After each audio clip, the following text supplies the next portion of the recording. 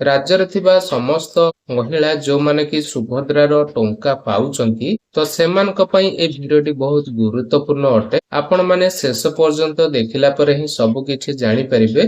ता पूर्वरु कहि रखिबे जदि प्रथम थर आम चैनल को आपण माने विजिट करचंती ताले वीडियो को गोटे लाइक कर दियंतु एवं चैनल को सब्सक्राइब कर दियंतु एवं सांग साथी मानको बहुल मात्रा रे शेयर कर दियंतु। तो चलंतु कोन रहुची सुभद्रा योजना को नेकी अपडेट बहुत सारा अपडेट पळि आछि एवं सेही गाइडलाइन भितर जदि आपण माने जाउ नाहंती ताले आपण मानकु सुभद्रा योजनार पंचम किस्तीर टंका आपण मानकु मिलि परिबो नाही। एने कोन अपडेट आछि हमर उपमुख्यमंत्री प्रभाती परिडा एने कोन अपडेट मध्ये देइचंती आजिर वीडियो बहुत इंपोर्टेंट आपण माने शेष पर्यंत देखिला परे ही जानि परिबे। तो चलंतु डेरी करबानी वीडियोटी को स्टार्ट कर दबा। तो आपण माने समस्त तो जानिथिबे जो आसुची आपनकर अगस्त 28 तारिख से 28 तारिख रे आपण मानकर पंचम किस्तीर टंका मिलिबा पई जाउची किंतु किछि महिलांकु एमिति मिलिबो आ किछि महिला बाद पड़ि जिवे कोन पई आपण माने समस्त जानिथिबे प्रति किस्ती रे किछि किछि महिला बाद पड़ि जानती कोन पई ना सेमानकर कोनोसी मिस्टेक हेतु से माने बाद पड़ि जैथांती। धरा जाऊ आपनकर आईटी रिटर्न पे फाइल पे हो जमी जमा बाबद को हो आपनकर रिजेक्ट ही जाईची किंतु भूल बसत आपनक पाखरे कोनोसी आईटीआर फाइल आपण माने पे करू नाहंती कोनोसी चारि चकिया जान नाही कोनोसी जमी जमा नाही आपनकर फिर भी आपनकर कटि जाईची आपण माने ग्रीवेंस देइथिबे बा ग्रीवेनेंस जदी देइ नथिबे तले आपण माने अपेक्षा करिकि रहिचंती जो ग्रीवेनेंस केबे देबे ग्रीवेनेंस रो अवधि सरी जाईची आपण माने जदी पूर्वरु ग्रीवेनेंस देइथिले बा देइ नाहंती ताहले आपण माने आउ ग्रीवेनेंस देइ परिबे नाही। वर्तमान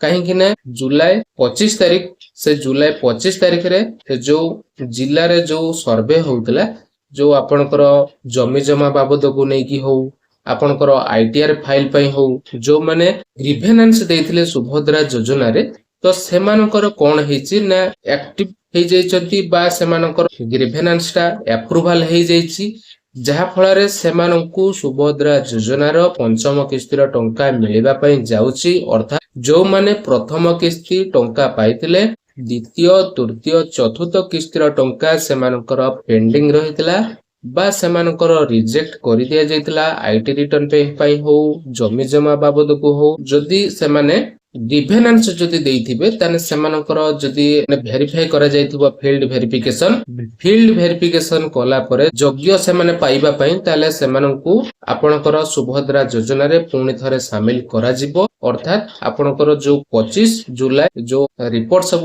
आपनकर बाहरची जे को माने पाइबे एलिजिबल को माने नहंती आपण माने सुभद्रा पोर्टल को जाईकी मध्य चेक करि परिबे। ग्रीवेनेंस जो देइथिले आपण माने सेठी जाईकी चेक करंतु आपनकर ग्रीवेनेंस जदी अप्रूव हे जाईतिबो ताले आपण पाई परिबे सुभद्रा योजनार पंचम किस्तीर टंका।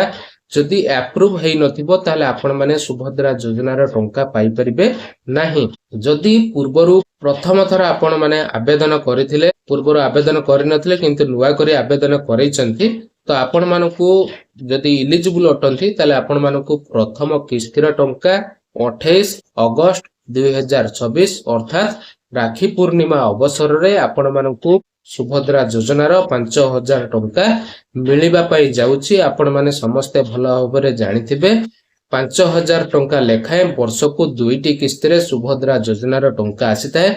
गोटी हला आपनकर महिला दिवस अंतर्जातीय महिला दिवस अवसर रे आ गोटे राखी पूर्णिमा अवसर रे जदि आपण जणे हिताधिकारी अटंती जदि पूर्वरु आपण माने टंका पाउथिले प्रथम द्वितीय तृतीय एवं चतुर्थ किस्तीर टंका आपण माने पाई सारचंती ताले अपेक्षा करी रुहंतु पंचम किस्तीर टंका 28 अगस्त 2024 रे आपनकर सुभद्रा योजनार टंका 5000 आपनको अकाउंट को क्रेडिट कर दिया जिवो।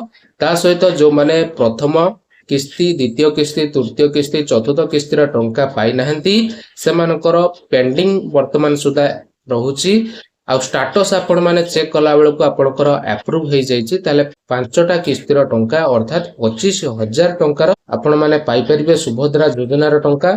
एने बड़ खुलासा करिसंती हमर उपमुख्यमंत्री प्रभाती परिडा।